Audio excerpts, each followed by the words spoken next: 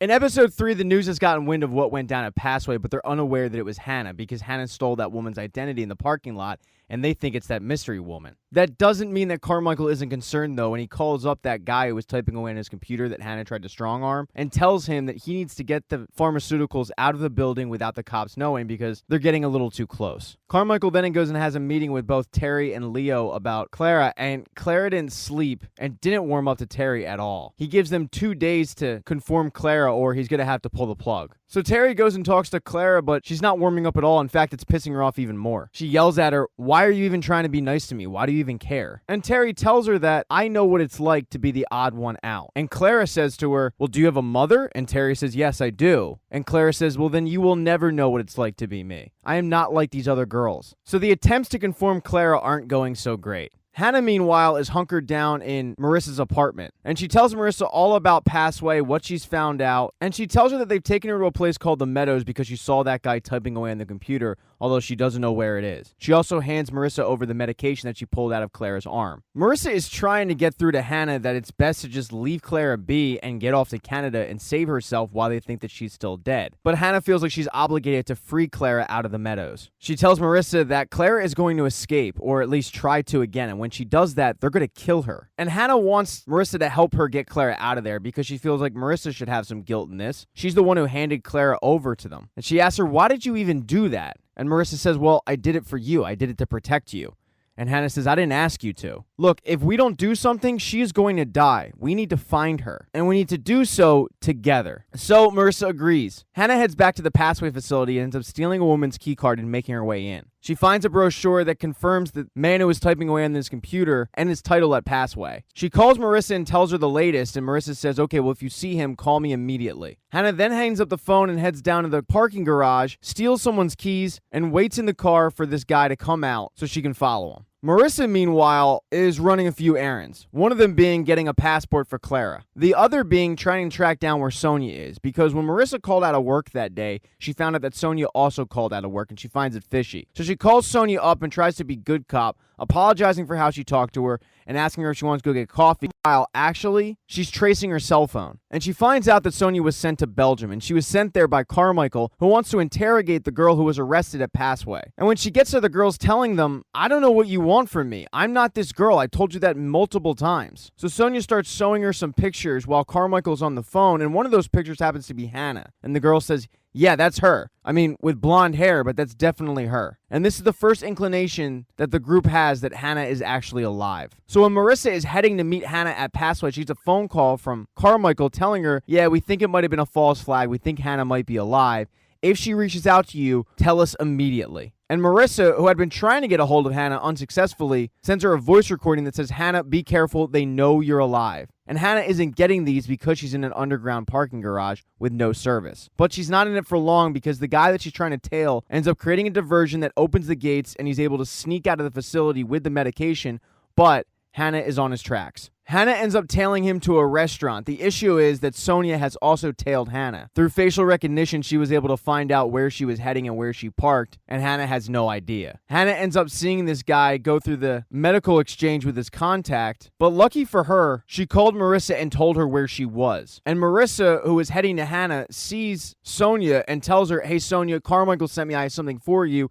And then she shoots her in the head. While that was going on, Hanna actually got caught by this guy. And he starts questioning her a bit, but Marissa comes in to save the day, screaming at her that wait till your father finds out about this, and painting the picture that Hanna is her daughter and Hanna stole her father's car keys. So it's believable enough they get in the car and they get the hell out of there. Or at least so it seems. They're actually going to tail the medication. And on the car ride, Marissa asks her, "What is it about Clara?" And Hanna says, "In those woods, I felt something. I felt a connection. Like we were the same person." Now, back at the Meadows, Leo has gone to check up on Sandi, who is still roughed up a little bit. She asks for an update on Clara, saying that she shouldn't be here. She's dangerous. And Leo says, "I agree with you. She's in isolation now, and look, I'm not happy about this either." He then notices that she's holding a Bible, and it was a Bible that was planted in her room by her, quote, family. Leo tells her, "Oh, great, you got the Bible. Yeah, your parents say that you just loved reading it when you were younger." But Sandi shoots back, "I don't remember that." And it's really the first time that we see Sandi questioning her new identity. Leo doesn't blink though and says, yeah, I went to Sunday school every day, but I don't remember what they taught me there. Leo then goes to meet with Carmichael, and they're both watching Clara on a security camera feed, and Carmichael goes, what's wrong with her arm? And Leo says, well, we had to put in new medication. She ripped the old one out. And Carmichael says, or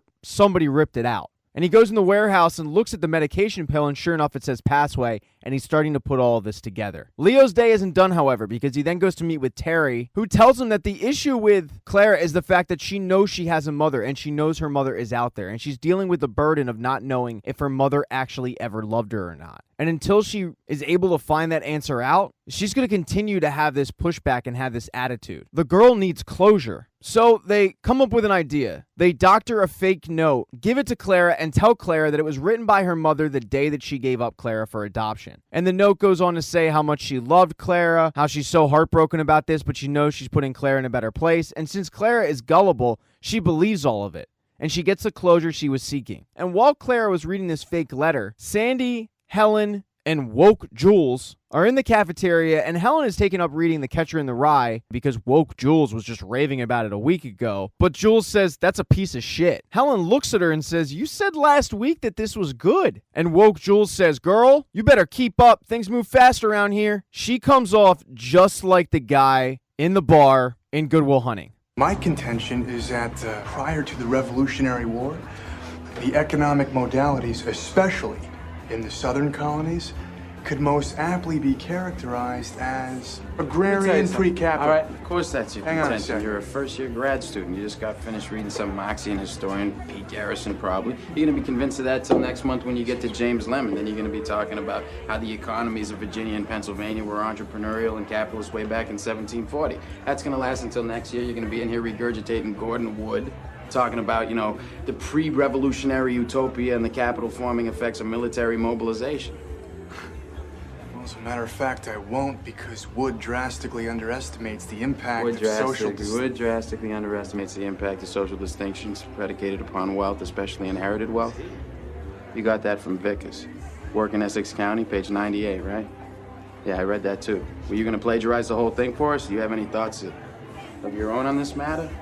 Yeah, how do you like them apples, Jules? The conversation, though, then gets into God because Sandi did find that Bible, and woke Jules says that God is nothing more than a man-made myth. And Sandi asks her, why do you hate men so much? And woke Jules says, it's because I like girls. And this just blows Helen away. It's as if she's never even thought about the idea that there could be a lesbian in the room. And Helen asks her, am I your type? And woke Jules says no. And then Sandi asks if she's her type, and even though she is, woke Jules says, I think of you more like a sister. And Sandi replies with, I think the same thing about you. Later that day, Sandi continues to read the Bible, and she's reading about forgiveness when Leo walks in, and she asks him if she can see Clara. And Leo is surprised about this, but sets up the meeting. And in the meeting, Clara apologizes for attacking her. Clara tells her how the Meadows isn't what she imagined. It feels different. And Sandi cuts her off and says, yeah, it feels like home. And maybe it's about time you figured out who your real family is. They then head into Clara's room and start looking in her closet, all the while being monitored by Leo and Terry, who are pretty proud of themselves because it seems like they had a breakthrough with Clara. Sandi starts complimenting her on her outfits, calling her by her new name, Clemency, and inviting her to hang out with both Helen and woke Jules. And Claire's a little concerned that they won't accept her, but Sandi says don't worry about that. So it seems like all of the efforts to get Clara integrated have worked. Hanna, meanwhile, is waiting with Marissa to get on a boat that takes them to England. And while they're doing so, Marissa gets a phone call, and she tells Hanna that it's her ex-boyfriend,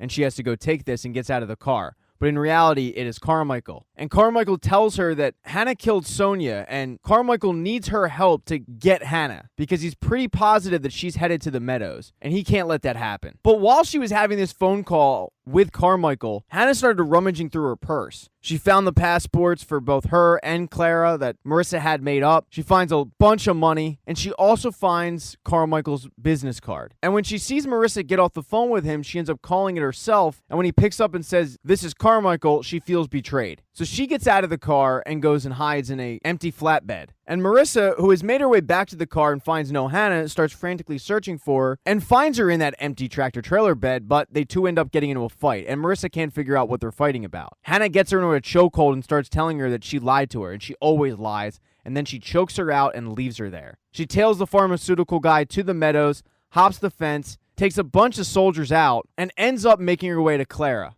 at a distance. But what she sees isn't at all what she expected. She sees Clara laughing, having fun with the other girls, and she is shocked. As Clara is walking away with the other girls, she turns around and she sees Hanna, but she doesn't go towards her. And Hanna is frozen still. She is then quickly surrounded by a bunch of other security guards with guns, and Hanna just throws her guns down and surrenders herself. But instead of going to help her, Clara just turns her back on her and walks off. And Hanna is blown away that the girl that she truly believed would never allow this to happen has allowed it to happen, has allowed herself to be integrated at the Meadows. Thank you for watching this recap. If you do not see the next one up in the corner right there on the end screen, don't worry, it'll be up shortly. Please consider following the channel. That'd be cool. If you liked the video, give it a thumbs up. And if you don't, there's a thumbs down button for a reason.